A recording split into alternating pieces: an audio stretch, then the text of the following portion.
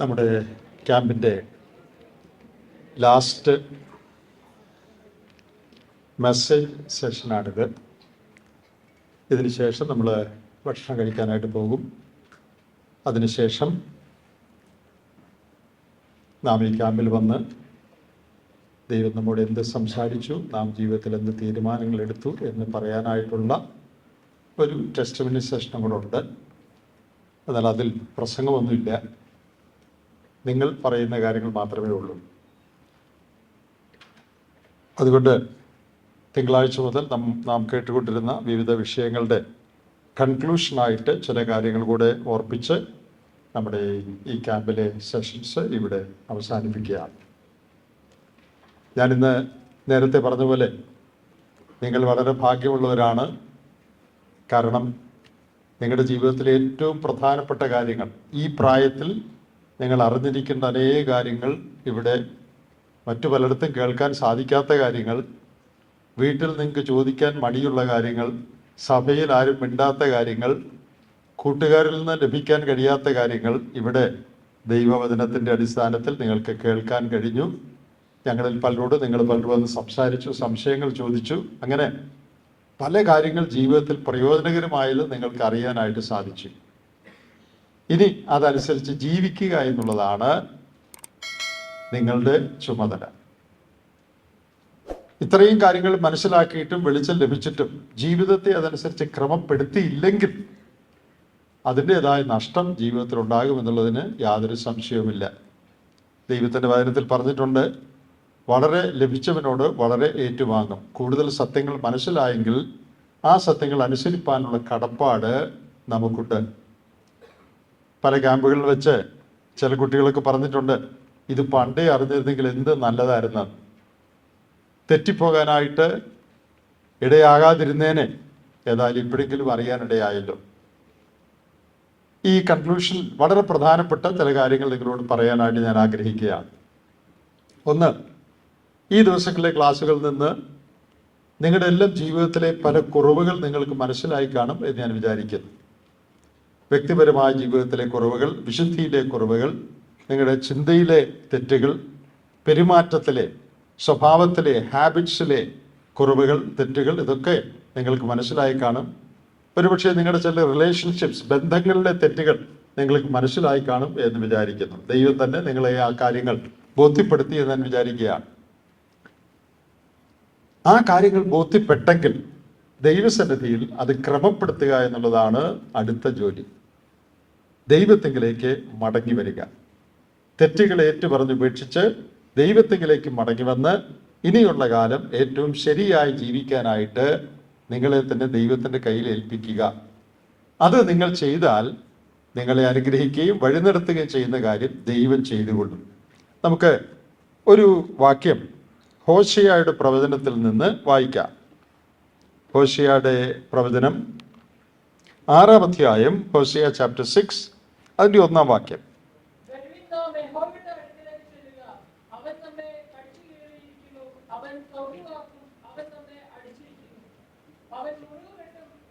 മതി. വരുവീൻ, നാം യഹോവയുടെ അടുക്കലേക്ക് ചെല്ലുക. Let us return to the Lord. അവൻ നമ്മെ കടിച്ചു കീറിയിരിക്കുന്നു, അവൻ സൗഖ്യമാക്കും. അവൻ നമ്മെ അടിച്ചിരിക്കുന്നു, അവൻ മുറിവ് കെട്ടും. ദൈവത്തിൻ്റെ വഴിയിൽ നിന്ന് അകന്നു പോയ ഇസ്രയേലിൻ്റെ കാര്യമാണ് ഇവിടെ പറയുന്നത്. ഇസ്രയേൽ മടങ്ങി വന്നാൽ ദൈവത്തിൻ്റെ അനുഗ്രഹവും നന്മയും അവർക്ക് ലഭിക്കും എന്നാണ് പറയുന്നത്.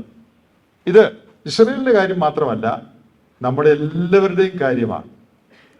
ഈ ഭാഗത്തു നിന്ന് ഞാൻ ചില കാര്യങ്ങൾ ആദ്യമായിട്ട് ഓർപ്പിക്കട്ടെ. വരുവീൻ, നാം യഹോവയുടെ അടുക്കലേക്ക് ചെല്ലുക. Let us return to the Lord. ദൈവത്തിങ്കിലേക്ക് നാം മടങ്ങി വരിക. There is a way back to God. ദൈവത്തിൻ്റെ അടുത്തേക്ക് മടങ്ങി വരാനൊരു വഴിയുണ്ട്. ഇന്ന് രാത്രി നമ്മെ എല്ലാവരെയും സന്തോഷിപ്പിക്കേണ്ട, എൻകറേജ് ചെയ്യേണ്ട ഒരു വാചകമാണത്. ഇനി രക്ഷയില്ല എന്നായിരുന്നു പറഞ്ഞതെങ്കിൽ നാം എല്ലാം നിരാശപ്പെട്ടു പോയേനെ. കഴിഞ്ഞ കാലത്ത് പല കുരുത്തക്കേടുകളും തെറ്റുകളും ഒക്കെ കാണിച്ചിട്ടുണ്ട്, വേണ്ടാത്ത കാര്യങ്ങളൊക്കെ ഏർപ്പെട്ടിട്ടുണ്ട്. എല്ലാം മെസ്സപ്പായി ജീവിതം ഇനി രക്ഷയില്ല, ഇനി ജീവിതം പോക്കാം എന്ന് പറഞ്ഞിരുന്നെങ്കിൽ നാം നിരാശയോടെ ഇവിടുന്ന് പോകേണ്ടി വന്നേനെ. എന്നാൽ ആരും നിരാശയോടെ പോകണ്ട. എന്താ കാര്യം? There is a way back to God എന്നാണ് ഈ വാക്യം പറയുന്നത്. ദൈവത്തിലേക്ക് മടങ്ങി വരാൻ ഒരു വഴിയുണ്ട്. വെളിരാജ്യങ്ങളിൽ അമേരിക്കയിലൊക്കെ യു ടേൺ എടുക്കേണ്ട പ്രത്യേക സ്ഥലങ്ങളുണ്ട്. നമ്മുടെ നാട്ടിലും ഉണ്ട്, ഹൈവേയിലൊക്കെ. എല്ലായിടത്തും യു ടേൺ എടുക്കാൻ ഒക്കത്തില്ല. യു ടേൺ എന്ന് പറഞ്ഞാൽ മനസ്സിലായല്ലോ, ഇങ്ങോട്ട് വന്നിട്ട് നേരെ തിരിഞ്ഞു പോകാൻ ചില പ്രത്യേക സ്ഥലങ്ങളുണ്ട്. ചിലയിടത്ത് മാർക്ക് ചെയ്ത് വെച്ചിട്ടുണ്ട് നോ യു ടേൺ, ഇവിടെ യു ടേൺ എടുക്കാൻ പറ്റത്തില്ല, തിരിഞ്ഞ് പോകാൻ പറ്റുകയില്ല എന്ന് ചില ഹൈവേസിലൊക്കെ എഴുതി വെച്ചിട്ടുണ്ട്. എന്നാൽ അമേരിക്കയിലൊക്കെ ചില കാറുകളിൽ എഴുതി വെച്ചിരിക്കുന്നത് ഞാൻ കണ്ടിട്ടുണ്ട്, if you realise that you have made a mistake, God always allows a U turn. നിങ്ങളുടെ ജീവിതത്തിൽ തെറ്റ് പറ്റി എന്ന് നിങ്ങൾക്ക് ബോധ്യമുണ്ടെങ്കിൽ എവിടെ വേണേലും യു ടേൺ എടുക്കാൻ ദൈവം നിങ്ങളെ അനുവദിക്കുന്നു. എവിടെ വേണേലും യു ടേൺ എടുക്കാൻ അനുവാദമില്ല. നിശ്ചിത സ്ഥലത്ത് മാത്രമേ, ചിലപ്പോ തെറ്റായ വഴിയിൽ നമ്മൾ പോയാൽ വളരെ ദൂരം ചെന്നിട്ട് യു ടേൺ എടുക്കാൻ പറ്റൂ, ഒത്തിരി യാത്ര ചെയ്യണം. എന്നാൽ ആ ചില കാറുകളിലൊക്കെ ഒട്ടിച്ചിരിക്കുന്ന സൈൻ ബോർഡ്സ് പറയുന്നത്, ജീവിതത്തിൽ തെറ്റുപറ്റി എന്ന് ബോധ്യപ്പെട്ടാൽ എവിടെ വേണമെങ്കിലും യു ടേൺ എടുക്കാൻ ദൈവം നിങ്ങളെ അനുവദിക്കുന്നു. If you realize that you have made a mistake in your life, God always allows you to make a U-turn. There is a way back to God. ദൈവത്തിലേക്ക് മടങ്ങി വരാൻ ഒരു വഴിയുണ്ട്. ജീവിതത്തിൽ നിങ്ങൾക്ക് ഈ ദശ ഏത് സമയത്തും ഈ സമയത്തും യു ടേൺ എടുക്കാനായിട്ട്, തിരിച്ചു വരാനായിട്ട് ദൈവം വഴി ഒരുക്കിയിട്ടുണ്ട്. അപ്പൊ നമ്മൾ ബുദ്ധിയോടുകൂടെ പ്രവർത്തിക്കണം. ദൈവത്തിലേക്ക് മടങ്ങി വരാൻ വഴിയുണ്ടെങ്കിൽ നമ്മുടെ തെറ്റായ വഴികളെല്ലാം വിട്ട് ദൈവത്തിലേക്ക് നമ്മൾ മടങ്ങി വരണം. നമ്മുടെ ദിശ, നമ്മൾ യാത്ര ചെയ്യുന്ന ദിശ തെറ്റാണെന്ന് നമുക്ക് മനസ്സിലായെങ്കിൽ, ദൈവം നമുക്ക് തിരിഞ്ഞു വരാൻ അനുവാദം തരുന്നുണ്ടെങ്കിൽ, യു ടേൺ അലൗഡ് ആണെങ്കിൽ നാം യു ടേൺ എടുക്കണം. അതാ നമ്മൾ ചെയ്യേണ്ടത്. ഇന്ന് രാത്രി എൻ്റെ ജീവിതത്തിലെ കുറവുകൾ എനിക്ക് മനസ്സിലായി. ദൈവത്തിലേക്ക് മടങ്ങി വരാൻ ഒരു വഴിയുണ്ട് എന്ന് വേദപുസ്തകത്തിൽ ഇപ്പം ഞാൻ വായിച്ചു. വരുവീൻ നാം യഹോവയുടെ അടുക്കലേക്ക് മടങ്ങി ചെല്ലുക. ദൈവം യു ടേൺ അലൗ ചെയ്യുന്നുണ്ട്, അനുവദിക്കുന്നുണ്ട്. അങ്ങനെയാണെങ്കിൽ ഞാൻ എന്താ ചെയ്യേണ്ടത്? ഞാൻ യു ടേൺ എടുക്കണം. മുടിയൻ പുത്രന്റെ കഥ നമുക്ക് എല്ലാവർക്കും അറിയാം. അവൻ അപ്പന്റെ വീട്ടിൽ നിന്ന് പോയി ദുർവൃത്തനായ അപ്പന്റെ സമ്പത്തൊക്കെ മുടിച്ച്, ശരീരവും കളഞ്ഞ് മനസ്സും കളഞ്ഞ് ദുർവൃത്തനായി പാപം ചെയ്ത് അശുദ്ധിയിൽ ജീവിച്ചു. ഒരു ദിവസം ഒരു സുബോധം വന്നപ്പോൾ അവൻ യു ടേൺ എടുത്തു. അപ്പൻ്റെ വീട്ടിൽ നിന്ന് ദൂരോട്ട് അങ്ങോട്ട് പോവുകയായിരുന്നു. എന്നാൽ അവൻ ഒരു ദിവസം സുബോധം വന്നു. അവന്റെ തെറ്റിനെ കുറിച്ച് മനസ്സിലായപ്പോൾ അവൻ എന്ത് ചെയ്തു? അവൻ നേരെ തിരിഞ്ഞു, യു ടേൺ എടുത്തു. എൻ്റെ അപ്പന്റെ വീട്ടിൽ ചെന്നാൽ എന്നെ സ്വീകരിക്കുമെന്നുള്ള ബോധ്യം, there is a way back to my father's home, എൻ്റെ അപ്പന്റെ വീട്ടിലേക്ക് മടങ്ങി ചെല്ലാൻ ഒരു വഴിയുണ്ട് എന്നവന് മനസ്സിലായപ്പോ അവൻ യു ടേൺ എടുത്തു. അവൻ യു ടേൺ എടുത്ത് വന്നപ്പോ എത്ര വലിയ സ്വീകരണമാണ് അവന് കിട്ടിയത്. എന്തെല്ലാം നന്മകളാണ് അവന് ലഭിച്ചത്. നഷ്ടപ്പെട്ടു പോയ സന്തോഷം മാത്രമല്ല, അതിനേക്കാൾ അധികമായ ഒരു സ്വീകരണം അവന് ലഭിച്ചതായിട്ട് നമ്മൾ വായിക്കുന്നുണ്ട്. വേദപുസ്തകത്തിൽ നമ്മളെ എൻകറേജ് ചെയ്യുന്ന വളരെ വലിയൊരു കാര്യം, നമ്മുടെ ജീവിതത്തിൽ വളരെ കുറവുകളും തെറ്റുകളും പാപങ്ങളും ഒക്കെ വന്നു പോയാലും അത് ദൈവത്തിന്റെ സ്നേഹത്തെ അഫക്റ്റ് ചെയ്യുന്നില്ല. അത് നിങ്ങൾ മനസ്സിലാക്കിയിട്ടുണ്ടോ? നമ്മുടെ വിചാരം എല്ലാ ദിവസവും വേദപുസ്തകം വായിക്കുകയും പ്രാർത്ഥിക്കുകയും ശരിയായിട്ടൊക്കെ നടക്കുകയും നമ്മൾ ചെയ്യുമ്പോൾ ദൈവത്തിന് എന്നോട് ഭയങ്കര സ്നേഹമാണ്. എന്നാൽ ഉഴപ്പിയടിച്ച് അരുതാത്ത കാര്യങ്ങളിലൊക്കെ അകപ്പെട്ട് തെറ്റായ കാര്യങ്ങളൊക്കെ എൻ്റെ ജീവിതത്തിൽ വന്നു പോയാൽ പിന്നെ ദൈവത്തിന് എന്നോട് താല്പര്യമില്ല. അത് ദൈവത്തിന്റെ സ്നേഹം എന്നോട് കുറഞ്ഞു പോകുമെന്നാണ്. പ്രിയപ്പെട്ടവരെ, അങ്ങനെയല്ല. God's love is constant. ദൈവത്തിന്റെ സ്നേഹം സ്ഥിരമാണ്. God doesn't love anyone less or more at any point. ഒരു സമയത്തും ദൈവം ആരെയും കുറച്ചോ കൂടുതലോ സ്നേഹിക്കുന്നില്ല. മനസ്സിലായോ? ദൈവത്തിന്റെ സ്നേഹത്തിന് യാതൊരു വ്യത്യാസവും ഇല്ല. ഞാൻ എല്ലാ ദിവസവും വേദപുസ്തകം വായിക്കുകയും പ്രാർത്ഥിക്കുകയും ദൈവത്തോടു കൂടെ നടക്കുകയും ചെയ്യുമ്പോൾ ദൈവം എന്നെ എന്തുമാത്രം സ്നേഹിക്കുന്നു അത്രയും തന്നെ വേദപുസ്തകം വായിക്കാൻ ഇൻട്രസ്റ്റ് ഇല്ലാതെയും പ്രാർത്ഥിക്കാൻ ഇൻട്രസ്റ്റ് ഇല്ലാതെയും ദൈവത്തിൽ നിന്ന് ഞാൻ അകന്നു നടക്കുമ്പോഴും ദൈവം എന്നെ സ്നേഹിക്കുന്നുണ്ട്. ദൈവത്തിന്റെ സ്നേഹത്തിന് മാറ്റമില്ല. പിന്നെ എന്തിനാ മാറ്റം? ദൈവത്തിന്റെ സ്നേഹം നമ്മൾ അനുഭവിക്കുന്നതിന് മാറ്റമുണ്ട്. ഞാൻ എല്ലാ ദിവസവും ദൈവത്തോട് ചേർന്ന് നടക്കുകയാണെങ്കിൽ I sense or I experience God's love in a great measure. വലിയൊരളവിൽ ഞാൻ ദൈവത്തിന്റെ സ്നേഹം ആസ്വദിക്കുന്നു, ഞാൻ അനുഭവിക്കുന്നു. ഞാൻ ദൈവത്തോട് ചേർന്നല്ല നടക്കുന്നതെങ്കിൽ ദൈവത്തിന്റെ സ്നേഹം, ദൈവത്തിന്റെ സാന്നിധ്യം, സുരക്ഷിതത്വം, ബോധം ഇതൊന്നും എനിക്ക് അനുഭവിക്കാൻ പറ്റുകയില്ല. അപ്പൊ പ്രശ്നം എന്റെയാണ്, ദൈവത്തിന്റെ അല്ല. നിങ്ങൾക്കത് മനസ്സിലായോ? ദൈവത്തിന്റെ സ്നേഹം എന്ന സോഴ്സിന് വ്യത്യാസമില്ല.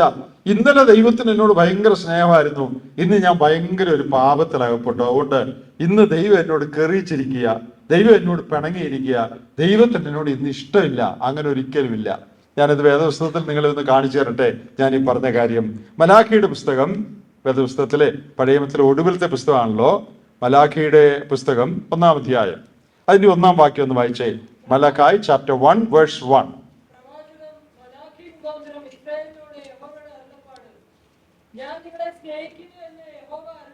മതി. ഞാൻ നിങ്ങളെ സ്നേഹിക്കുന്നുവെന്ന് യഹോവ അരുളി ചെയ്യുന്നു. ഈ ഞാൻ നിങ്ങളെ സ്നേഹിക്കുന്നുവെന്ന് ഇവിടെ എഴുതിയിരിക്കുന്ന ഈ വാചകം ഐ ഹാവ് ലവ്ഡ് യു എന്നാണെന്ന് തോന്നുന്നു സാധാരണ ഇംഗ്ലീഷ് ബൈബിളിൽ. അതിന്റെ മൂലഭാഷയിൽ ശരിയായ വാചകത്തിന്റെ അർത്ഥം എന്താണെന്നറിയുമോ? I loved you, I still love you and continue to love you എന്നാണ് ആ വാചകത്തിന്റെ അർത്ഥം. നമ്മുടെ ഭാഷയിൽ അങ്ങനെ പറയാൻ പ്രയാസമാണ്. അതുകൊണ്ട് ഞാൻ നിങ്ങളെ സ്നേഹിക്കുന്നു എന്നേ പറയാൻ പറ്റുള്ളൂ. ഞാൻ നിങ്ങളെ സ്നേഹിക്കുന്നു എന്ന് പറഞ്ഞാൽ അതിന്റെ അർത്ഥം ഞാൻ നിങ്ങളെ സ്നേഹിച്ചിരുന്നു, ഇപ്പോഴും തുടർച്ചയായും സ്നേഹിക്കുന്നു എന്നാണ് ഐ ഹാവ് ലവ്ഡ് യു എന്നുള്ള വാചകത്തിന്റെ ശരിയായ അർത്ഥം. ഞാൻ നിങ്ങളെ സ്നേഹിച്ചിരുന്നു, ഇപ്പോഴും തുടർന്നും ഞാൻ നിങ്ങളെ സ്നേഹിക്കുന്നു. I continue to love you. I love you, I have loved you and I continue to love you. ഞാൻ നിങ്ങളെ തുടർന്നും സ്നേഹിക്കുന്നു. ദൈവം ഇസ്രായേലിനോട് പറയുക, ഈ മലാഖിയുടെ പുസ്തകത്തിൽ ഇസ്രായേൽ ദൈവത്തിനെതിരെ വളരെ പാപം ചെയ്ത്, ദൈവത്തിന് ഇഷ്ടമല്ലാത്ത കാര്യങ്ങൾ ചെയ്ത്, ദൈവത്തിന് കൊടുക്കേണ്ട യാഗം കൊടുക്കാതെ, കൊടുക്കേണ്ട കാശ് കൊടുക്കാതെ തോന്നിയതുപോലെ നടക്കുന്ന ഒരു കാലയളവാണ് മലാഖിയുടെ കാലയളവ്. അപ്പൊ ദൈവം അവരെ സ്നേഹിക്കുന്നു എന്ന് പറയുന്നത് അവരെല്ലാവരും വളരെ ഭക്തിയോടും പ്രാർത്ഥനയോടും കൂടി ജീവിക്കുന്നതുകൊണ്ടല്ല. താഴെ മലാഖിയുടെ പുസ്തകം വായിച്ചു നോക്കിയാൽ അറിയാം എന്തെല്ലാം കുരുത്തക്കേടും അനുസരണക്കേടുമാണ് ഇസ്രായേലിന്റെ ഭാഗത്തുള്ളതെന്ന് അറിയാമോ? അതിനെക്കുറിച്ച് ദൈവം പറയുന്നു എന്ന് കേട്ടെ. 10-ാമത്തെ വാക്യം 1:10 മലാഖി ചാപ്റ്റർ 1 വേഴ്സ് 10 ഒന്ന് നോക്കിയേ.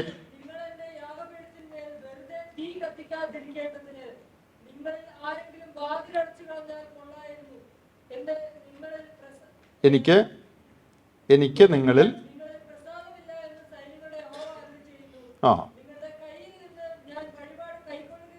മതി. അവിടെ എന്താ ദൈവം എന്താ പറയുന്നത്? എനിക്ക് നിങ്ങള് യാഗപീഠത്തിൽ വെറുതെ തീ കത്തിക്കണ്ട, അതാരെങ്കിലും അടച്ചു കുറഞ്ഞാൽ കൊള്ളായിരുന്നു.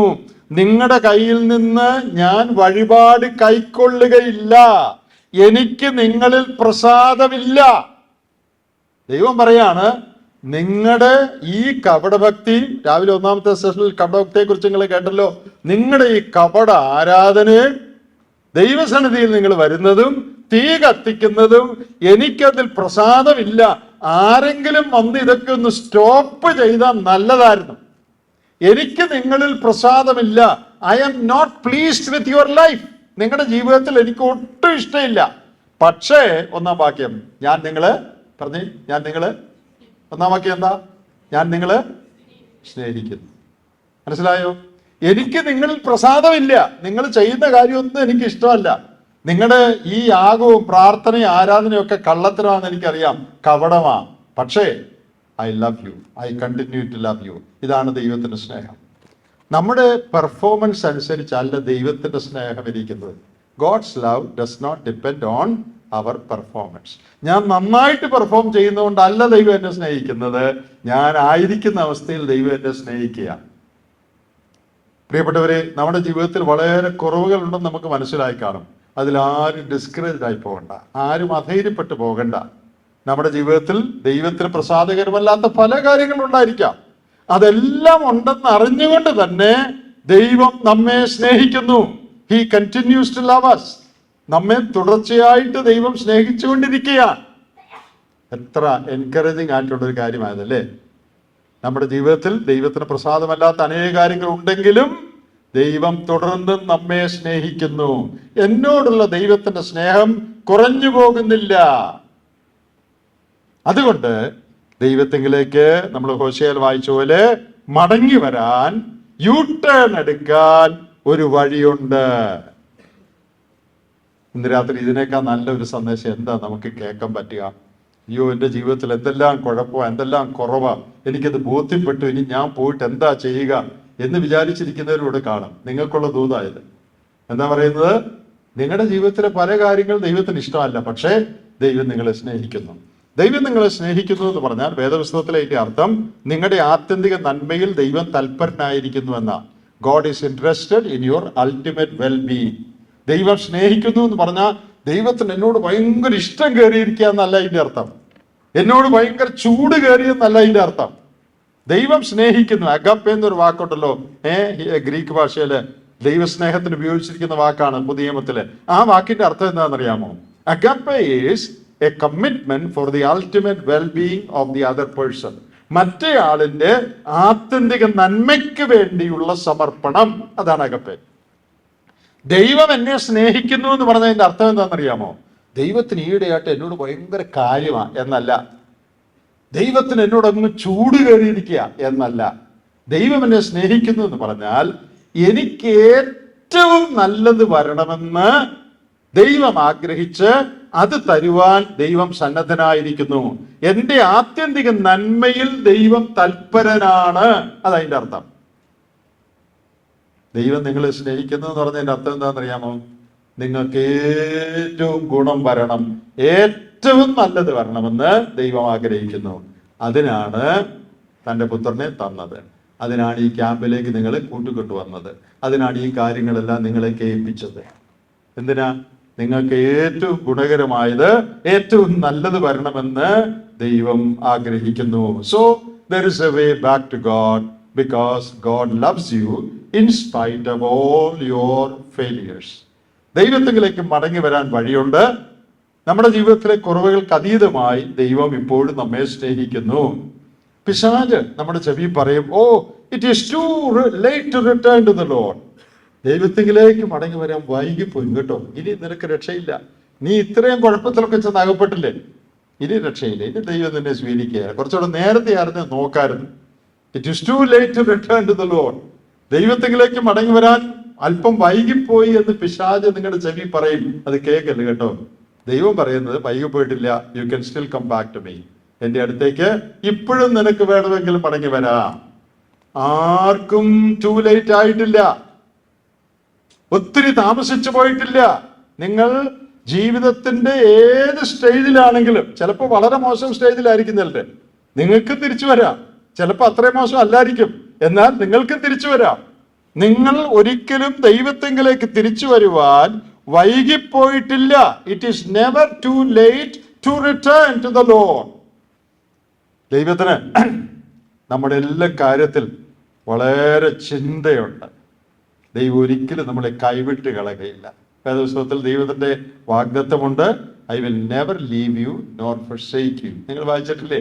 ഞാൻ നിന്നെ, ബാക്കി പറഞ്ഞേ, ഞാൻ നിന്നെ ഒരു നാളും കൈവിടുകയില്ല, ഒരു നാളും ഉപേക്ഷിക്കുകയുമില്ല. ഇന്ന തെറ്റ് ചെയ്താൽ ഞാൻ നിന്നെ കൈവിട്ട് കളയും എന്ന് പറയുന്നില്ല. ദൈവം ഒരിക്കലും നമ്മെ കൈവിടാൻ ആഗ്രഹിക്കുന്നില്ല, നമ്മെ വിട്ടുകളയാൻ ആഗ്രഹിക്കുന്നില്ല. നമ്മുടെ കാര്യത്തിൽ വളരെ തൽപരനാണ് ദൈവം. എങ്ങനെയെങ്കിലും നാം അനുദപിച്ച് ദൈവത്തിലേക്ക് മടങ്ങി വരണമെന്നുള്ളതാണ് ദൈവത്തിന്റെ ആഗ്രഹം. ഏത് ദിവസത്തില് തെറ്റ് ചെയ്തിട്ട് മടങ്ങി വന്ന് പലരുടെ കാര്യമുണ്ട്. യോനാ പ്രവാചകന്റെ കാര്യം എല്ലാവർക്കും അറിയാം. യോനയോട് അങ്ങോട്ട് പോകാൻ പറഞ്ഞു, പക്ഷെ യോന ഇങ്ങോട്ട് പോയി. കപ്പലിൽ കയറി കിടന്നുറങ്ങി. ഇന്ന് രാവിലെ ബെൻസിക്കങ്ങളുടെ ക്ലാസ്സിൽ അത് നിങ്ങൾ കേട്ടു. നമ്മള് അറിയുന്ന പോലെ യോന ദൈവത്തിന്റെ കൽപ്പന ലംഘിച്ച് തെറ്റായ ദിശയിൽ ഓപ്പോസിറ്റ് ഡയറക്ഷനിൽ പോയി. എന്നിട്ട് വലിയ കുഴപ്പത്തിലൊക്കെ ആകപ്പെട്ടു. പക്ഷേ അതിന്റെ താഴെ നിങ്ങളെന്താ വായിക്കുന്നതെന്നറിയാമോ? അവനങ്ങനെ തെറ്റായ വഴിയിലൊക്കെ പോയെങ്കിലും ദൈവം ആദ്യം അവനോട് പറഞ്ഞു, ഇന്നടത്ത് പോകാൻ പറഞ്ഞു. അവനത് കേട്ടില്ല, വേറെ വഴിയെ പോയി. വീണ്ടും നമ്മൾ വായിക്കുന്നത് 3-ാം അധ്യായം 1-ാം വാക്യം, യോനയുടെ പുസ്തകത്തില് യഹോവയുടെ അരുളപ്പാട് 2-ാം പ്രാവശ്യം യോനയ്ക്ക് ഉണ്ടായി. 1-ാം അധ്യായത്തിൽ ഒന്നാമത്തെ വാക്യത്തിലുണ്ട്, നീ ചെന്ന് നിനവയിൽ പ്രസംഗിക്കാൻ യഹോവയുടെ വചനം അവന്റെ അടുത്തിൽ വന്നു. അത് കേൾക്കാതെ വേറെ വഴിയെ പോയി, അനുസരണക്കേട് കാണിച്ചു, പല കുഴപ്പത്തിലകപ്പെട്ടു. അതോടെ യോനയെ ദൈവം കൈവിട്ട് കളഞ്ഞില്ല. എന്നാ പോ, ഇനി ഞാൻ വേറെ ആളെ എടുത്തോളാം എന്ന് പറഞ്ഞില്ല. യഹോവയുടെ വചനം 2ാം പ്രാവശ്യം യോനയ്ക്കുണ്ടായി. അതുകൊണ്ടാണ് ഗോഡ് ഓഫ് സെക്കൻഡ് ചാൻസ് എന്ന് ദൈവത്തെക്കുറിച്ച് പലരും പറയുന്നത്. വീണ്ടും അവസരം തരുന്ന ദൈവം. അവനെ വേണേ കൈവിട്ട് കളയായിരുന്നു, വേറൊരാളെ വിളിച്ച് അയക്കായിരുന്നു, അത് ചെയ്തില്ല. അവൻ തെറ്റിപ്പോയെങ്കിലും യഹോവയുടെ അരുളപ്പാട് 2ാം പ്രാവശ്യം യോനയ്ക്കുണ്ടായി. The word of the Lord came the second time to Jonah. God of the Bible is a God of second chance. വേദപുസ്തകത്തിലെ ദൈവം വീണ്ടും അവസരം തരുന്ന ദൈവമാണ്. സെക്കൻഡ് ചാൻസ് എന്ന് പറഞ്ഞാൽ 2 അവസരം മാത്രമല്ല, അനേക അവസരങ്ങൾ നമുക്ക് തരുവാൻ ദൈവം തയ്യാറാണ്. വേദപുസ്തകത്തിൽ ദൈവത്തെ, കർത്താവിനെ ഏറ്റവും ദുഃഖിപ്പിച്ച് പിന്മാറിപ്പോയ വേറൊരാളുണ്ട് ശിഷ്യന്മാരുടെ കൂട്ടത്തിൽ തന്നെ. അത് പത്രോസാണ്. നമുക്ക് എല്ലാവർക്കും അറിയാം. പത്രോസ് എന്താ ചെയ്തതെന്ന് ഞാൻ വിവരിക്കട്ടല്ലോ. ഞാൻ നിന്നോടുകൂടെ തടവിലാകുവാനും മരിക്കാനും തയ്യാറാന്ന പത്രോസ് പറഞ്ഞു. ഓർക്കുന്നില്ലേ പറഞ്ഞത്? ഞാൻ നിന്നോടുകൂടെ തടവിലാകാനും മരിക്കാനും എന്റെ ജീവൻ വെച്ച് കളയുമെന്ന് പത്രോസ് പറഞ്ഞു. പക്ഷേ ബാല്യക്കാരത്തിയുടെ മുമ്പിലും മറ്റു ചിലരുടെ മുമ്പിലും ഞാൻ ഇവനെ അറിയുന്നില്ല, അയ്യോ യേശു ഇതാരാ, ഒരു പിടുത്തവും ഇല്ലല്ലോ, കണ്ടിട്ടില്ലല്ലോ, എനിക്കൊരു പരിചയവും ഇല്ലല്ലോ എന്നാണ് പറഞ്ഞത്. എത്ര ദുഃഖകരമായ വീഴ്ച അല്ലേ? മീൻ പിടിച്ചുകൊണ്ടിരുന്നപ്പോ കർത്താവ് ചെന്ന് അത്ഭുതം പ്രവർത്തിച്ച് പെരുത്ത മീൻകൂട്ടം അവന് നൽകി, അവനെ വിളിച്ച് നീ അനുഗമിക്കാന്ന് പറഞ്ഞ് പുറകെ നടന്ന് 3.5 വർഷം കർത്താവിന്റെ കൂടെ അനേക അത്ഭുതങ്ങൾ കണ്ടും കർത്താവിന്റെ ലാവണ്യ വാക്കുകൾ കേട്ടും കർത്താവിന്റെ ക്ലോസ് ഫ്രണ്ട് ആയിട്ട് യാക്കോബ്, യോഹന്നാൻ, പത്രോസ്, ഇവര് 3 പേരുടെ ഇന്നർ സർക്കിൾ, അതിലുണ്ടായിരുന്ന ഒരാളാണ് പത്രോസ്. ആ പത്രോസ് പറയാ, എനിക്ക് അവനെ അറിഞ്ഞുകൂടും. എന്തോ ഒരു ഭയങ്കരം അല്ലേ, എന്തൊരു വലിയ വീഴ്ച. പേടിയിൽ എന്ന് പറഞ്ഞായിരിക്കാം. നമ്മൾ സുവിശേഷങ്ങൾ വായിക്കുന്നുണ്ട്. അത് പറഞ്ഞപ്പോ കോഴി കൂകി, കർത്താവ് തിരിഞ്ഞ് അവനെ നോക്കി. ഒന്നും മിണ്ടിയില്ല അല്ലേ? കർത്താവ് ഒന്നും മിണ്ടിയില്ല. എന്നാലും ദ്രോഹി നീ ഇങ്ങനെ ചെയ്തല്ലോ എന്നൊന്നും പറഞ്ഞില്ല. കർത്താവ് തിരിഞ്ഞവനെ നോക്കി. ആ നോട്ടം ധാരാളം മതിയായിരുന്നു. പത്രോസ് പുറത്തു പോയി അതിദുഃഖത്തോടെ കരഞ്ഞു. എൻ്റെ കർത്താവേ, ഞാൻ ഇത്രേ കൊള്ളതാത്തവനായി പോയല്ലോ, നിന്റെ ഇത്രേ അടുത്തറിഞ്ഞ് ഞാനിത് ചെയ്തല്ലോ, എന്ത് വലിയ തെറ്റാ ഞാൻ ചെയ്തത്. അവൻ അതിദുഃഖത്തോടെ കരഞ്ഞു. പ്രിയപ്പെട്ടവരെ, നമ്മുടെ ജീവിതത്തിൽ തെറ്റ് പറ്റിപ്പോയാൽ കർത്താവ് നമ്മെ നോക്കുകയാണ്. നമുക്ക് കരയാനുള്ള ഓപ്പർച്യൂണിറ്റി ഉണ്ട്. There is a way back to God and also there is an opportunity to weep for your sins. നിങ്ങളുടെ പാപങ്ങളെ ഓർത്ത് കരയാനായിട്ട് അവസരമുണ്ട്. ഇന്ന് രാത്രി ക്യാമ്പ് തീരുമ്പോൾ നിങ്ങളുടെ പാപങ്ങളെ ഓർത്ത് നിങ്ങൾക്ക് കരയാം, അതിദുഃഖത്തോടെ കരയാം. കർത്താവ് നിങ്ങളെ നോക്കുക. ഇതെല്ലാം കേട്ടു അതിദുഃഖത്തോടെ ദൈവസന്നിധിയിൽ കരയാം. പത്രോസിനെ കർത്താവ് കൈവിട്ട് കളഞ്ഞില്ല. നിങ്ങൾക്കറിയാം, അത് ബാക്കിയുള്ള ചരിത്രമൊക്കെ നിങ്ങൾക്ക് അറിയാമല്ലോ. പത്രോസിനെ ഇനി വേണ്ട, ഡിസ്മിസ് ചെയ്തോ ശിഷ്യന്മാരുടെ കൂട്ടത്തിൽ നിന്ന്. ഡിസ്മിസ് ഒന്നും ചെയ്തില്ല. അവനെയും വലിയൊരു അപ്പോസ്തലനാക്കി. പിന്നീട് നിങ്ങൾക്കത് അറിയാം. കർത്താവ് അവനെ കൈവിട്ടില്ല, സ്പെഷ്യലായിട്ട് കരുതി. ഞാൻ അതിൻ്റെ ഒരു തെളിവ് വേദപുസ്തകത്തിൽ നിങ്ങളെ കാണിച്ചു തരാം. നിങ്ങളുടെ ജീവിതത്തിൽ ഇത് വളരെ സഹായിക്കും. നിങ്ങൾ ചിലർ കണ്ടു കാണും, ചിലപ്പോൾ ശ്രദ്ധിച്ചു കാണുന്നില്ല. മർക്കോസിന്റെ സുവിശേഷം 16-ാം അധ്യായത്തിൽ, മാർക്ക് 16, അതിന്റെ ആദ്യത്തെ വാക്യങ്ങളിൽ മഗ്ദലക്കാരത്തി മറിയയും മറ്റു ചിലരും കൂടെ യേശുവിന്റെ കല്ലറയ്ക്കൽ സുഗന്ധ തൈലവുമായിട്ട് ചെന്നിരിക്കുകയാണ് പൂശാനായിട്ട്. അവിടെ ചെന്നപ്പോ, അവിടെ അകത്ത് കിടന്നപ്പോ വെള്ള നിലയങ്കി ധരിച്ചൊരു ബാല്യക്കാരൻ, ദൂതനാണ്, നിങ്ങൾക്കറിയാമല്ലോ, ദൂതൻ അവിടെ ഇരിക്കുന്നു. ആ ദൂതൻ പറയുകയാണ്, ഉയർത്തെഴുന്നേറ്റ അവൻ ഇവിടെ ഇല്ല, അവനെ വെച്ച സ്ഥലം ഇതാ. നോക്കൂ, യേശു ഉയർത്തെഴുന്നേറ്റു, അവരിവിടെ ഇല്ല. എന്നിട്ടൊരു കാര്യം പറഞ്ഞു.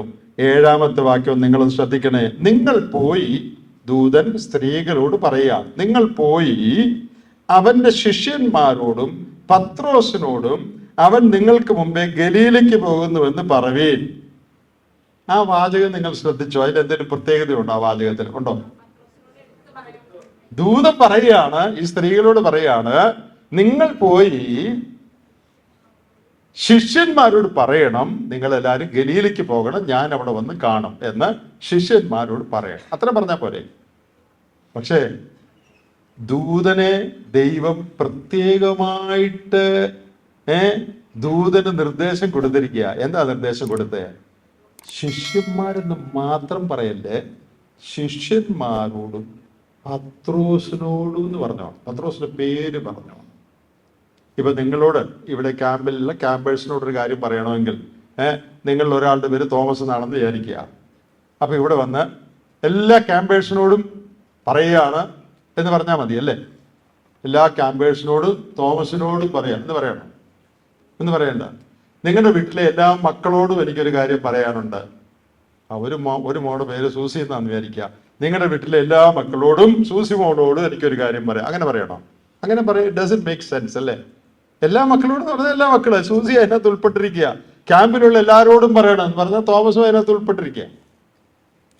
ദൂതൻ പറയുക സ്ത്രീകളോട്, നിങ്ങൾ പോയി ശിഷ്യന്മാരോടും പത്രോസിനോടും പറയണം എന്നെ മീറ്റ് ചെയ്യാൻ വരാൻ. കർത്താവിന്റെ ആർദ്ര കരുണ എത്ര വലുതാന്ന് നിങ്ങൾ നോക്കിക്കേ. ദൈവം പ്രത്യേകം ആ ദൂതനോട് പറഞ്ഞു വെച്ചിരിക്കുക, പത്രോസിന്റെ പേര് എടുത്തു പറയണം. ഈ പത്രോസിന്റെ പേര് എടുത്ത് പറഞ്ഞില്ലേ എന്ത് പറ്റുമായിരുന്നറിയാമോ? ഞാനിങ്ങനെ ഊഹിക്കുകയാണ്. ഈ സ്ത്രീകൾ പോയി അവിടെ ചെന്ന് ശിഷ്യന്മാരോട് പറഞ്ഞു, കല്ലറ വിട്ട് ഓടിപ്പോയി അവരോട് പറയുകയാണ്, ശിഷ്യന്മാരെ, കർത്താവ് ഉയർത്തെഴുന്നേറ്റു. ദൂതൻ പറഞ്ഞു, അവൻ ഗലീലയിലേക്ക് നിങ്ങൾക്ക് മുമ്പായി പോകും, നിങ്ങൾ എല്ലാവരും അവിടെ ചെന്നവനെ മീറ്റ് ചെയ്യണമെന്ന്. ശിഷ്യന്മാരെല്ലാവരും അങ്ങോട്ട് പോകണമെന്ന്. അപ്പൊ അത് കേട്ട് ശിഷ്യന്മാരെല്ലാവരും എഴുന്നേറ്റു. എഴുന്നേറ്റ് എല്ലാവരും റെഡിയാകാം. വാഴ പോകാം, കർത്താവ് ഉയർത്തെഴുന്നേറ്റ്, അപ്പൊ നമുക്ക് കർത്താവിനെ മീറ്റ് ചെയ്യാൻ പോകാം. എല്ലാവരും പോകാൻ റെഡിയാകാം. പത്രോസ് മാത്രം പതുക്കെ പമ്മി വാതിലിന്റെ അവിടെ ഇങ്ങനെ നിൽക്കുക. അപ്പൊ യോഹന്നാൻ ചോദിച്ചു, പത്രോസേ വാ പോകാം. ഇല്ല, ഞാൻ വരുന്നില്ല. എന്താ നീ വരാത്തെ? ഞാൻ അവനെ അറിയുന്നില്ല എന്ന് പറഞ്ഞ് തള്ളി പറഞ്ഞ. ഇനിയിപ്പോൾ ശിഷ്യന്മാരുടെ കൂട്ടത്തിൽ ഞാൻ ഉണ്ടെന്ന് തോന്നുന്നില്ല, ഇനി എന്നെ കൂട്ടുമെന്ന് തോന്നുന്നില്ല. നിങ്ങളെല്ലാവരും ചെല്ലും, ഞാനില്ല.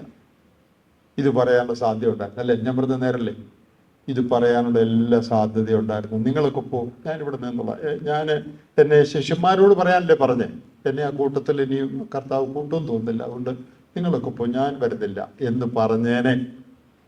അത് കർത്താവിന് അറിയാമായിരുന്നുകൊണ്ട് ദൂതനോട് പറഞ്ഞു. സ്ത്രീകളോട് പറയുമ്പം പത്രോസ് പ്രത്യേകം എടുത്ത് പറഞ്ഞു. അപ്പോ മഗ്ദലയുടെ കാര്യത്തിൽ മറിയം കൂട്ടിച്ചെന്ന് ശിഷ്യന്മാരെല്ലാം പൊയ്ക്കാട്ടെ എന്ന് പറഞ്ഞപ്പോ പറയാം, പത്രോസേ നിന്റെ പേര് പ്രത്യേകം പറഞ്ഞു, പത്രോസിനോട് പറയണമെന്ന് പ്രത്യേകം പറഞ്ഞു. അങ്ങനെയാണ് എന്റെ പേരോ?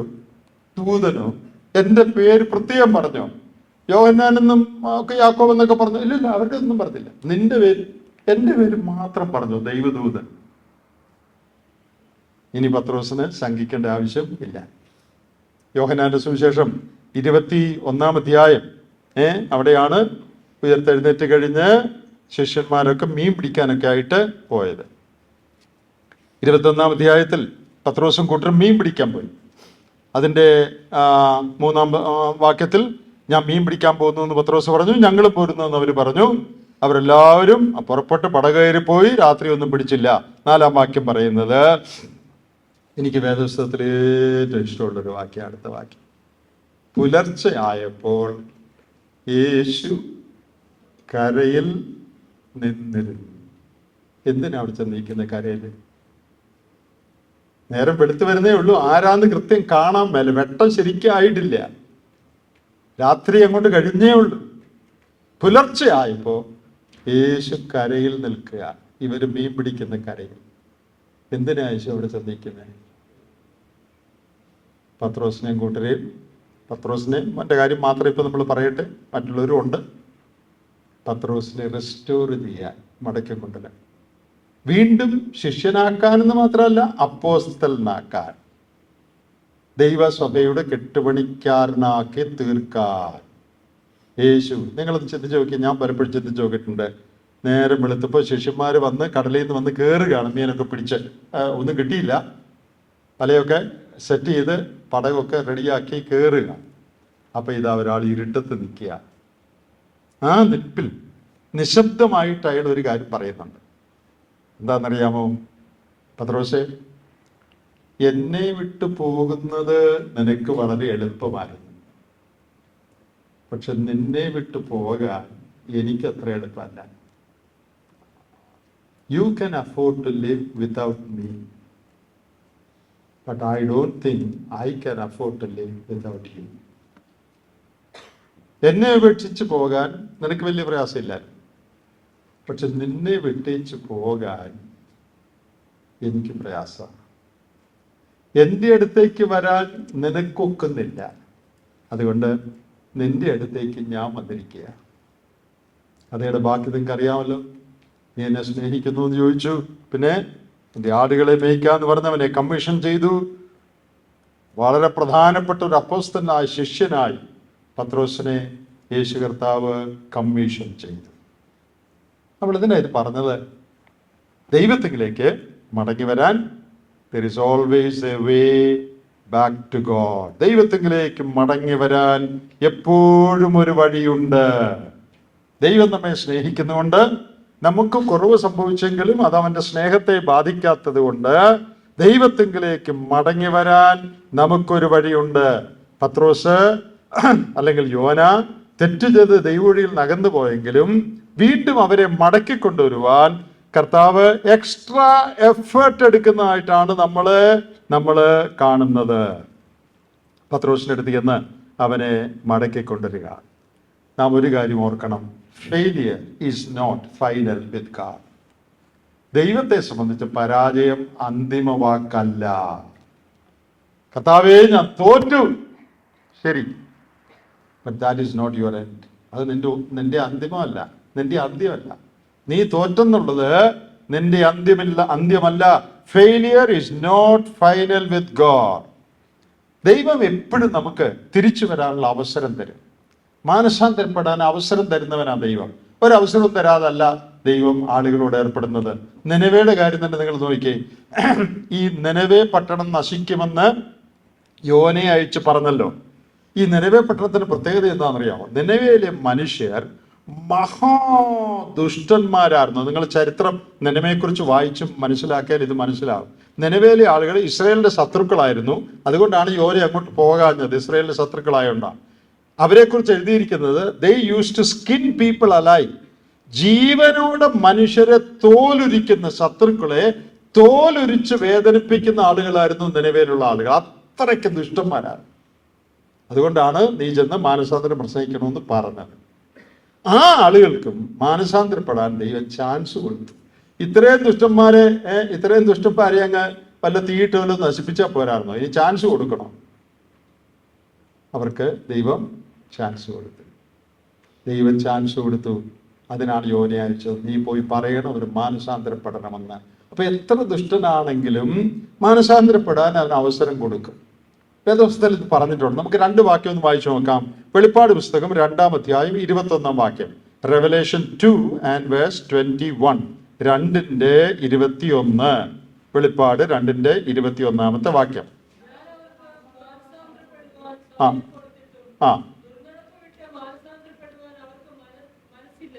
അവിടെ ഇസബേൽ എന്നൊരു സ്ത്രീയെ കുറിച്ച് പറയാണ്, മാനസാന്തരപ്പെടുവാൻ ഞാൻ അവർക്ക് സമയം കൊടുത്തു. കണ്ടോ, ദൈവം മാനസാന്തരപ്പെടാൻ സമയം കൊടുക്കുന്നവനാ. God gives us time and opportunity to return, to repent. ദൈവം ഈ തിങ്കൾ മുതൽ വ്യാഴം വരെ നിങ്ങൾക്ക് സമയം തന്നിരിക്കുക. എന്തിനാ? മാനസാന്തരപ്പെടാൻ, തെറ്റുകളിൽ നിന്ന് അത് ബോധ്യപ്പെടുത്തി തിരിയാൻ. റോമാലേഖനം 2-ാം അധ്യായത്തിന്റെ 4-ാം വാക്യം കൂടെ ഒന്ന് വായിക്കാം.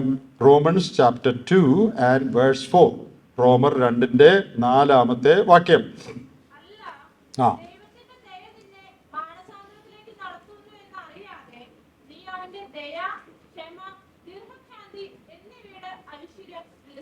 ദൈവത്തിന്റെ ദയ നിന്നെ മാനസാന്തരത്തിലേക്ക് നടത്തുന്നു. ദൈവം എന്തിനാ നിനക്ക് സമയം തരുന്നത്? ദൈവം എന്തിനാണ് നിന്നോട് ദയ കാണിക്കുന്നത്? ശിക്ഷിക്കാനാണെങ്കിൽ ശിക്ഷിച്ച പോരായിരുന്നോ? ദയ കാണിക്കണോ? നിനവെ നശിപ്പിക്കാനാണ് എന്തിനാ യോനെ വിട്ട് അങ്ങ് നശിപ്പിച്ചാൽ പോരായിരുന്നു?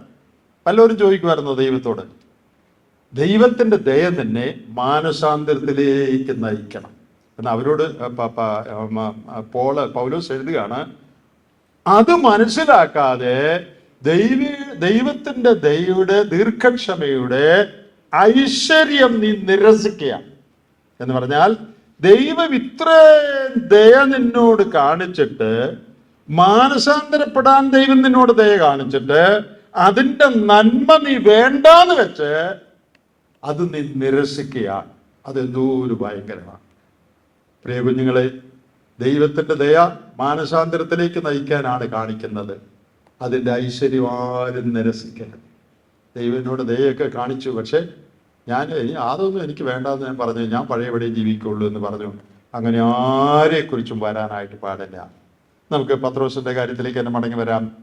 പത്രോസ് അനുതപിച്ചു, ദുഃഖത്തോടെ കരഞ്ഞു. പത്രോസിന്റെ പേര് പ്രത്യേകം എടുത്തു പറഞ്ഞു. യോഹന്നാൻ 21 പത്രോസിനെ തേടി കർത്താവ് പോയി, അവനെ വിളിച്ചു എന്നൊക്കെ ചോദിച്ചു. പുതിയ ഒരു കമ്മീഷനിങ് അവന് നൽകി. മനുഷ്യരെ പിടിക്കുന്നവരാക്കും നേരത്തെ പറഞ്ഞതാണ്. എന്നാൽ അത് കൂടാതെ അപ്പോസ്തലൻ നിലയ്ക്ക് ആടുകളെ മേയ്ക്കാനുള്ള ചുമതല ഏൽപ്പിച്ചു. എന്നിട്ട് ഏറ്റവും ഒടുവിൽ എന്താ പത്രോസിനോട് പറഞ്ഞതെന്നറിയാമോ? കർത്താവ് പറഞ്ഞതായിട്ട് യോഹന്നാന്റെ സുവിശേഷത്തിൽ, അല്ലെങ്കിൽ 4 സുവിശേഷങ്ങൾ പറയുന്ന ഏറ്റവും ഒടുവിലത്തെ വാചകം ഒന്നുകൂടെ പറയട്ടെ. The last sentence, recorded sentence that Jesus uttered in the 4 Gospels. 4 സുവിശേഷങ്ങളിൽ യേശു പറഞ്ഞതായിട്ട് മത്തായി, മർക്കോസ്, ലൂക്കോസ്, യോഹന്നാൻ, അതാണ് 4 സുവിശേഷം. ഈ 4 സുവിശേഷം നമ്മൾ വായിക്കുമ്പോൾ ആ സുവിശേഷങ്ങളിൽ യേശു പറഞ്ഞ ഒത്തിരി കാര്യമുണ്ട്. ആ കാര്യങ്ങളിൽ ഏറ്റവും ഒടുവിൽ പറഞ്ഞ വാചകം നിങ്ങൾ നോക്കി പറഞ്ഞു. മത്തായി 21 ഒടുവിലുണ്ട്. യേശു ഈ ഭൂമിയിൽ വെച്ച് പറഞ്ഞതായി 4 സുവിശേഷങ്ങളിലുള്ളത് കേട്ടോ. ലാസ്റ്റ് സെന്റൻസ് എന്താ? ജോൺ 21 ഒടുവിലത്തെ പാസേജിലുണ്ട്. ആ വാചകം മാത്രം പറഞ്ഞാൽ മതി. ഒറ്റ വാചകം, ലാസ്റ്റ് സെന്റൻസ്.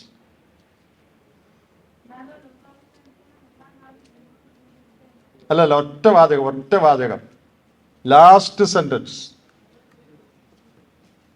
പറഞ്ഞേ. യോഹന്നാൻ 20 ഒടുവിലത്തെ ഒരു 4-5 വാക്യത്തിലുണ്ടത്.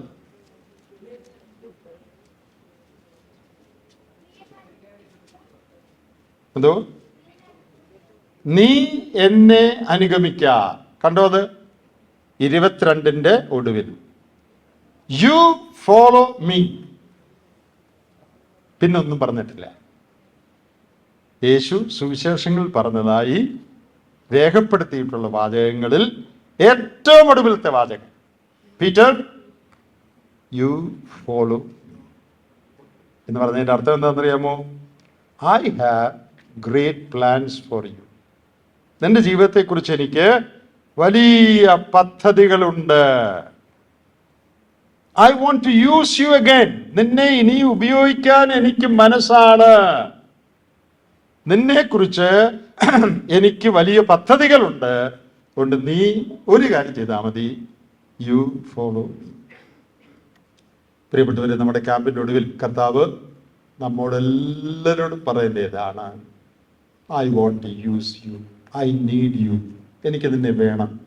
കർത്താവ്, എന്നെയോ, ഇത്രയും തല്ലിപ്പൊളിയായ എന്നെയോ, ഇത്രയും കുഴപ്പം കാണിച്ച എന്നെയോ, ഇത്രയും വേദവസ്തു വായിക്കാതെയും പ്രാർത്ഥിക്കാതെയും നടന്ന എന്നെയോ, ഇത്രയും തെറ്റായ ബന്ധങ്ങൾ ഏർപ്പെട്ട എന്നെയോ, യെസ്, നിന്നെ തന്നെ, ഐ നീഡ് യു. നീ എന്നെ അനുഗമിക്കാം. കർത്താവ് ലൂക്കോസിന്റെ സുവിശേഷത്തിലൊക്കെ നമ്മൾ വായിക്കുന്നുണ്ട്, ജെറുസലേമിലേക്ക് പോകാൻ ഒരു കഴുതക്കുട്ടിയെ പുറത്താണല്ലോ പോയത്. ശിഷ്യന്മാരോട് പറഞ്ഞു, നിങ്ങൾ പോയി ഇന്നടത്ത് ചിലപ്പോൾ ഒരു കഴുതക്കുട്ടിയെ കെട്ടിയിരിക്കുന്ന കാണും. അപ്പോൾ അതിനെ അഴിക്കുമ്പോൾ അതിൻ്റെ ഉടയവും ചോദിക്കും, എന്തിനാ ഇതിനെ അഴിച്ചോണ്ട് പോകുന്നത്? ഇപ്പം എന്തോ പറയണം? The Lord has need of this. കർത്താവിന് ഇതിനെ കൊണ്ട് ആവശ്യമുണ്ട്. അത്രയും പറഞ്ഞാൽ മതി. നമ്മളെ ഓരോരുത്തരെയും നോക്കി കർത്താവ് പറയാം, കഴുതയെ പോലെയുള്ള നമ്മളെ നിന്നെ കൊണ്ട് എനിക്ക് ആവശ്യമുണ്ട്. അതാ പത്രോസിനോട് പറഞ്ഞത്. I need you, I want you, I want to use you, I have great plans for you. നിന്നെ എനിക്ക് വേണം, നിന്നെ എനിക്ക് ഉപയോഗിക്കണം, നിന്നെക്കുറിച്ച് എനിക്ക് വലിയ പദ്ധതികളുണ്ട്. അതുകൊണ്ട് നീ ഒറ്റ കാര്യം ചെയ്താൽ മതി, എന്നെ അനുഗമിക്കാം. പ്രിയപ്പെട്ടവരെ, നമ്മുടെ ക്യാമ്പിൻ്റെ ഏറ്റവും ഒടുവിലത്തെ സന്ദേശത്തിൻ്റെ ഒടുവിലത്തെ സമയത്ത് ദൈവം നമ്മോട് പറയുന്നതാണ്, you follow me, that's it. നീ എന്നെ അനുഗമിക്കാം. നീ തോറ്റെന്നുള്ളതൊക്കെ ശരിയാ, അതൊക്കെ എനിക്കറിയാം. മരിച്ചു കളയുന്നൊക്കെ പറഞ്ഞിട്ട് ചാത്ത് കളയുന്നൊക്കെ പറഞ്ഞു അല്ലേ, തടവിലാകും ചാകും എന്നൊക്കെ പറഞ്ഞു. പെങ്കൊച്ചിനെ കണ്ടപ്പോൾ പേടിച്ചു പറഞ്ഞു, എനിക്കറിയാൻ പോലും പാടില്ലെന്ന്. അതൊക്കെ എനിക്കറിയാം, അതെല്ലാം ശരിയാ. പക്ഷേ ഐ സ്റ്റിൽ നീഡ് യു. ഇതാണ് ദൈവത്തിൻ്റെ സ്നേഹം, ദൈവത്തിൻ്റെ സെക്കൻഡ് ചാൻസ്.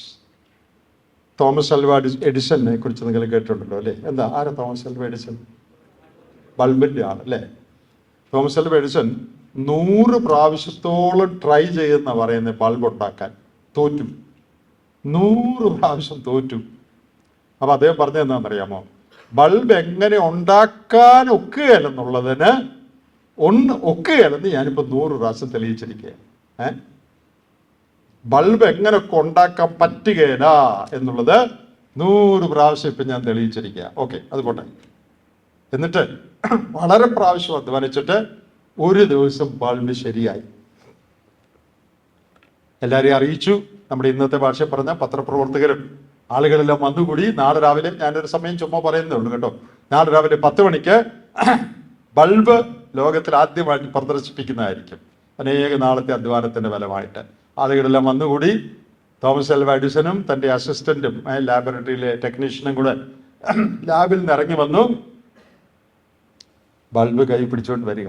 എന്തൊരു വലിയ സംഭവം അല്ലേ, ലോകത്തിൽ ആദ്യമായിട്ട്. അപ്പോൾ അദ്ദേഹം ഇറങ്ങി വന്നപ്പോൾ ഈ ടെക്നീഷ്യൻ്റെ കയ്യിൽ, അല്ലെങ്കിൽ ലാബ് അസിസ്റ്റൻറ്റിൻ്റെ കയ്യിൽ ഈ ബൾബ് ഒന്ന് പിടിക്കാൻ കൊടുത്തു. ഒന്ന് പിടിച്ചെന്ന് വന്ന് പിടിക്കാൻ കൊടുത്തിട്ട് ജനത്തിൻ്റെ മുമ്പിൽ വന്നിരിക്കുക. ഇയാൾ ഇത് ശരിക്ക് പിടിക്കാഞ്ഞുകൊണ്ട് അശ്രദ്ധയായി പിടിച്ചോണ്ട് ഇയാളുടെ കയ്യിൽ നിന്ന് ബൾബ് താഴെ പോയി, പൊട്ടിപ്പോയി ആ bulb. Can you imagine the trauma, the tragedy? 100 അനേക വട്ടം ശ്രമിച്ച് അനേക നാളുകൾ കഴിഞ്ഞ് ഒടുവിൽ ബൾബുണ്ടാക്കി കാണിക്കാൻ കൊണ്ടുവന്നപ്പം കൂടെ നിൽക്കുന്ന അസിസ്റ്റന്റിന്റെ കൈ പിടിക്കാൻ കൊടുത്തപ്പോൾ അയാളുടെ കയ്യിൽ നിന്ന് ബൾബ് താഴെ പോയി. ഒരു വീക്ക് വെച്ച് കൊടുക്കണം അല്ലേ? വീക്ക് വെച്ച് കൊടുത്താൽ മതിയോ? എഡിസൺ പറഞ്ഞു, friends, I need 24 hours to make another bulb. പ്രിയപ്പെട്ടവരെ, എനിക്ക് 24 മണിക്കൂർ വേണം ഇനിയൊരു ബൾബ് ഉണ്ടാക്കാൻ. അതുകൊണ്ട് ക്ഷമിക്കണം, നിങ്ങൾ നാളെ രാവിലെ ഈ സമയത്ത് വരണം.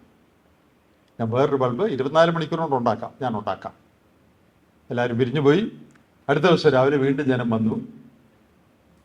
തോമസ് അൽവ എഡിസൺ ബൾബ് ഉണ്ടാക്കി. ലാബിൽ നിന്ന് ബൾബുമായിട്ട് പുറത്തു വരിക. അപ്പം നമ്മുടെ ഇന്നലത്തെ ചങ്ങാതി വിറച്ച് സൈഡിൽ നിൽക്കുക. എഡിസൺ എന്ത് ചെയ്യുന്നറിയാമോ? ഈ ബൾബ് അയാളുടെ കയ്യിലോട്ട് കൊടുത്ത് പിടിക്കാൻ.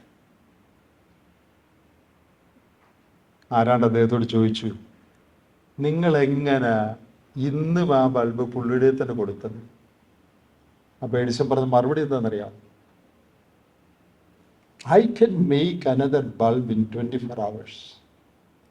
But if he loses his confidence, it may take a whole lifetime to rebuild that confidence. എനിക്ക് വേറൊരു ബൾബ് ഉണ്ടാക്കാൻ 24 മണിക്കൂർ മതി. പക്ഷേ ഇവന്റെ ആത്മധൈര്യം കെട്ടുപോയാൽ, ഞാൻ ഇന്ന് അവൻ്റെ കൊടുക്കാതെ ഞാൻ തന്നെ കൊണ്ടുവന്നാൽ അപ്പം അവന് മനസ്സിലാവും അവനുള്ള വിശ്വാസം പോയാൽ. ജീവിതകാലം മുഴുവൻ എടുത്തെന്നിരിക്കും അവൻ്റെ ആത്മധൈര്യം വീണ്ടെടുക്കാൻ. അതവന് സംഭവിക്കരുത് എന്ന് വിചാരിച്ചാണ് ഞാൻ ആ ബൾബ് ഇന്നവൻ്റെ കൊടുത്തതെന്ന് പറയും.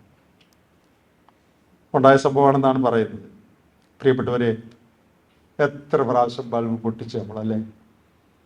എത്ര അവസരം ദൈവം നമുക്ക് തന്നിട്ടുണ്ട് നന്നായി ചൊവ്വയൊക്കെ ജീവിക്കാൻ. കൈ കിട്ടിയപ്പോഴെല്ലാം സൂക്ഷിക്കാതെ ശ്രദ്ധിക്കാതെ പൊട്ടിച്ചു. ഇന്ന് രാത്രി വീണ്ടും നിങ്ങളുടെ കയ്യിലേക്ക് ബൾബ് തരിക. കർത്താവ് പിടിച്ചു.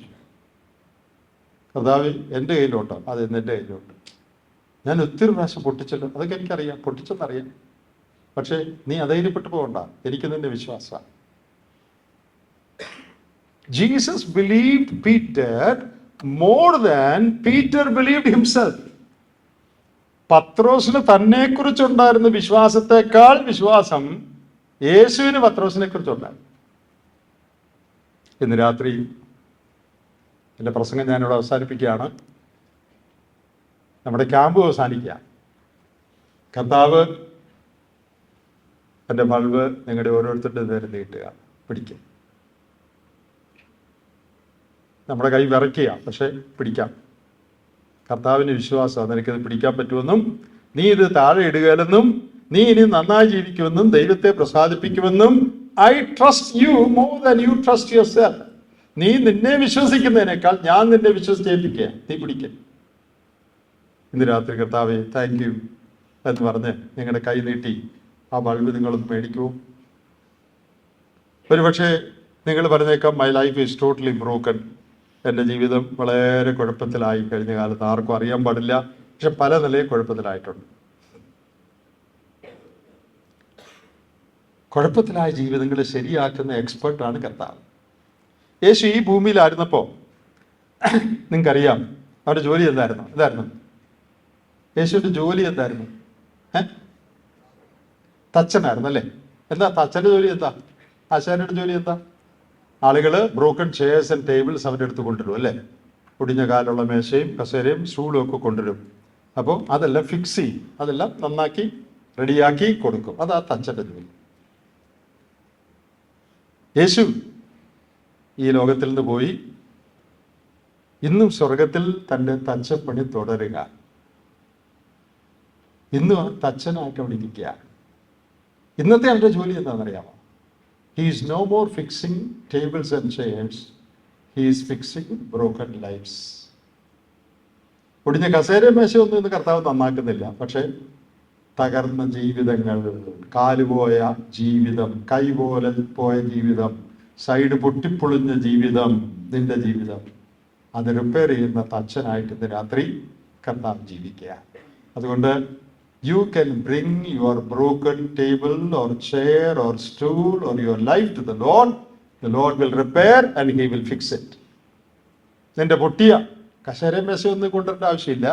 നിന്റെ പൊട്ടിയ ജീവിതം, കർത്താവേ മൈ ലൈഫ് ഈസ് ബ്രോക്കൺ, ഞാനത് നിന്റെ അടുത്ത് കൊണ്ടുവരികയാണ്, ഇതൊന്ന് ഫിക്സ് ചെയ്ത് തരണമെന്ന് പറഞ്ഞാൽ മതി. The Lord is willing to fix it. പക്ഷേ are you willing to bring it? Fix ചെയ്യാൻ കർത്താവ് തയ്യാറാണ്, നന്നാക്കാൻ. പക്ഷെ കൊണ്ടുവരാൻ നീ തയ്യാറാണോ? ഇനിയും നിന്റെ ജീവിതം തകർന്നതായി തുടർന്ന അതിൻ്റെ ഉത്തരവാദി നീ മാത്രമായിരിക്കും. If you continue to live a broken life, you alone will be responsible for that. കർത്താവിൻ്റെ കുഴപ്പമല്ല. നീ കൊണ്ടുവരാഞ്ഞുകൊണ്ട് കർത്താവ് നന്നാക്കിയില്ല, നീ കൊണ്ടുവന്നാൽ മാത്രം മതി. നിനക്ക് നന്നാക്കാൻ ഒക്കുകയില്ല. കർത്താവ് എന്നെ കൊണ്ട് പറ്റുന്നില്ല. ക്യാമ്പിൽ എന്തെല്ലാം ആങ്കിൾമാരൊക്കെ പറഞ്ഞത്, വിശുദ്ധമായി ജീവിക്കണം, അവിടെ നോക്കരുത്, ഇവിടെ നോക്കരുത്, നല്ല ചിന്ത വേണം, ഇതൊന്നും എന്നെ കൊണ്ട് ഒക്കുകയില്ല. ഞാൻ അങ്ങനെയൊക്കെ ജീവിക്കുന്ന ഈ വല്ലാത്ത ലോകത്തിൽ ഈ കൂട്ടുകാരുടെ ഒക്കെ അടുത്ത് കർത്താവ് പറയുന്നു, നീ റിപ്പയർ ചെയ്യണ്ട, നീ എൻ്റെ അടുത്ത് കൊണ്ടുവന്നാൽ മതി, ഞാൻ റിപ്പയർ ചെയ്ത് തരാം. അപ്പോൾ നമുക്ക് ചെയ്യാനുള്ള, കർത്താവേ here I bring my broken life to you. എൻ്റെ ജീവിതം ഞാൻ നിൻ്റെ അടുത്ത് കൊണ്ടുവരികയാണ്.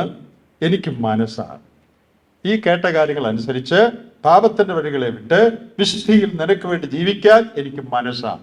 നാളെ മുതൽ ഞാൻ ഒരു തെറ്റും ചെയ്യത്തില്ല, എല്ലാം കറക്റ്റായി ചെയ്തോളാം എന്നല്ല പറയുന്നത്. അങ്ങനെ നമ്മളാർക്കും പറയാൻ ഒക്കുകയില്ല. നമ്മുടെ ആഗ്രഹം അതാ, കർത്താവ് ഏറ്റവും ശരിയായി ജീവിക്കണം, നിന്നെ പ്രസാദിപ്പിക്കണം, അതാണ് എൻ്റെ ആഗ്രഹം. പക്ഷെ എനിക്കതിന് കഴിവില്ല. എന്നാൽ ഞാൻ എൻ്റെ ജീവിതം നിന്റെ അടുത്ത് കൊണ്ടുവരികയാണ്. നീ അതെടുത്ത് അതിനെ ഫിക്സ് ചെയ്ത് ഏറ്റവും നന്നായി ജീവിക്കാൻ നീ എന്നെ സഹായിക്കണം. അങ്ങനെ പറയാൻ ഇന്ന് രാത്രി നിങ്ങൾ തയ്യാറാണോ? നിന്റെ ജീവിതം എല്ലാം ഫിക്സ് ചെയ്യാൻ നീ തയ്യാറാണോ എന്നല്ല ഞാൻ ചോദിച്ചേ, അതൊക്കെയല്ലെന്ന് എനിക്കറിയാം. എന്നാൽ അത് ഫിക്സ് ചെയ്യാൻ കർത്താവിൻ്റെ അടുത്ത് നിന്റെ ജീവിതം കൊടുക്കാൻ നീ തയ്യാറാണ്. ഇന്ന് രാത്രി ലോർഡ് ഐ എം റെഡി, ഞാൻ തയ്യാർ. നാളെ മുതൽ ഒരു തെറ്റും ചെയ്യാതെ പെർഫെക്റ്റ് ആകാൻ തയ്യാറെന്നല്ല, പിന്നെ എന്തിനാ തയ്യാറ്? എൻ്റെ ജീവിതം നീ ഫിക്സ് ചെയ്യുന്നതിന് തരാൻ ഞാൻ തയ്യാർ. I am willing to hand over my life in your hand for you to fix it. നീ അത് നന്നാക്കേണ്ടതല്ലേ, എന്നെ കൊണ്ട് ഒക്കത്തില്ല, അതിന് ഞാൻ തയ്യാർ. Lord, I come, just as I am, without one plea. Lord, I come. ഒന്നും പറയാനില്ല. കഴിഞ്ഞ കാലത്തെ നോക്കി ഒന്നും പറയാനില്ല. ഞാൻ ആയിരിക്കുന്ന അവസ്ഥയിൽ പുതിയപുത്രൻ മടങ്ങി വന്നവന് അഴുക്ക്, ഡ്രസ്സെല്ലാം അഴുക്കാൻ, താടി പന്നിയുടെ നാറ്റമാണ്. എന്നാലും കെട്ടിപ്പിടിക്കാൻ അപ്പന് മനസ്സാണ്.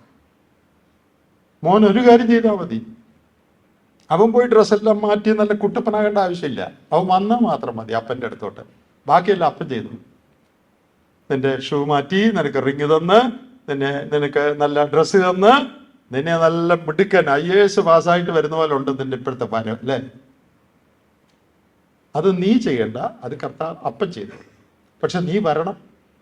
എനിക്ക് പന്നിയുടെ കൂടെ മതിയെ, ഇത് എനിക്ക് ഇഷ്ടം, നല്ല രസമാണ് പന്നിയുടെ കൂടെ. അന്ന് പന്നിയുടെ കൂടെ കഴിഞ്ഞു, ജീവിതകാലം മുഴുവൻ പന്നികളുടെ കൂടെ കഴിഞ്ഞ് അവിടെ നീ നശിച്ചു. പക്ഷേ നിനക്ക് മടങ്ങി വരാൻ മനസ്സാണെങ്കിൽ നീ എഴുന്നേറ്റ്, take that U-turn. God allows a U-turn.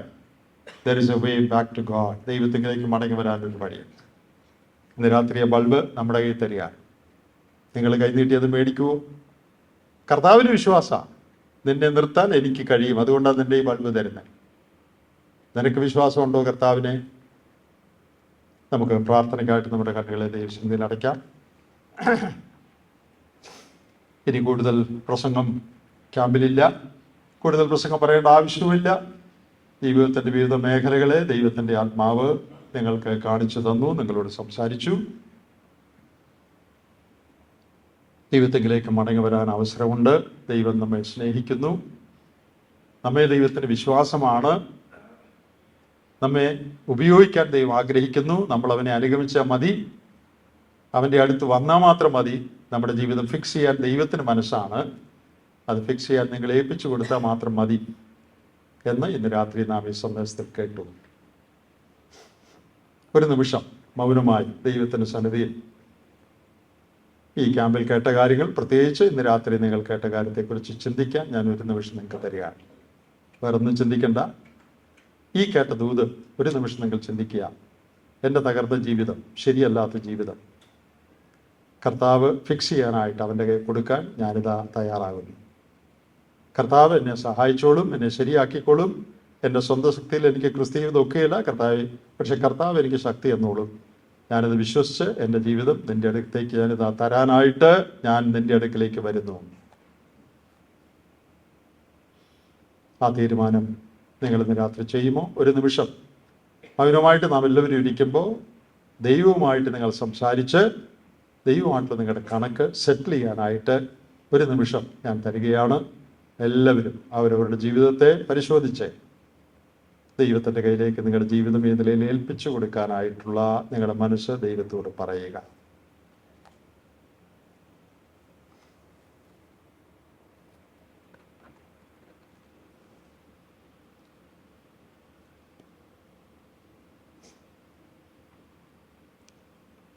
ദൈവം എന്നോട് സംസാരിച്ചിരിക്കുന്നു. എൻ്റെ ബ്രോക്കൺ ലൈഫ് കർത്താവ് ഫിക്സ് ചെയ്യേണ്ടതിന് അവൻ്റെ കൈ കൊടുക്കാൻ ഞാൻ തയ്യാറാണ്. ഇതാ എൻ്റെ ബ്രോക്കൺ ലൈഫുമായിട്ട് ഞാൻ വരുന്നു. കർത്താവെ, നിൻ്റെ കയ്യിലേക്ക് എൻ്റെ ജീവിതത്തെ ഞാൻ ഏൽപ്പിക്കുന്നു. നീ അത് ശരിയാക്കി നിനക്കിഷ്ടമുള്ള പോലെ ഉപയോഗിക്കാനായിട്ട് എൻ്റെ അനുവാദം ഞാൻ നിനക്ക് തരുന്നു എന്ന് തീരുമാനിക്കുന്ന, പറയാൻ ആഗ്രഹിക്കുന്ന എത്ര പേര് ഈ കൂട്ടത്തിലുണ്ട്? ഞാൻ എന്നെ തന്നെ നിൻ്റെ കരങ്ങളിൽ ഏൽപ്പിക്കുന്നു. ശിഷ്ടായുസ് നിൻ്റെ കൃപയാൽ നിനക്ക് പ്രസാദമുള്ളതിൽ ജീവിപ്പാൻ ഞാൻ ആഗ്രഹിക്കുന്നു. എനിക്കതിന് കഴിവില്ല, എന്നാൽ നീ എന്നെ സഹായിക്കുന്ന പോലെ ഞാൻ അങ്ങനെ ജീവിച്ചുകൊള്ളാം. നിൻ്റെ വഴികൾ നടക്കാൻ ഞാൻ എന്നെ തന്നെ ഏൽപ്പിക്കുന്നു. Lord fix my broken life എന്ന് കർത്താവിനോട് പറയുന്ന എത്ര യുവതിവാക്കന്മാരിവിടെ ഉണ്ട്? അങ്ങനെ ഒരു തീരുമാനം ഇന്ന് രാത്രി നിങ്ങൾ ദൈവസന്നിധിയിൽ ചെയ്യുന്നെങ്കിൽ നിങ്ങളുടെ ധൈര്യത്തിനും ദൈവത്തിൻ്റെ മഹത്വത്തിനും വേണ്ടി അതിൻ്റെ അടയാളമായിട്ട് ദൈവത്തിൻ്റെ സന്നിധിയിൽ നിങ്ങളൊന്ന് എഴുന്നേറ്റ് നിൽക്കാമോ?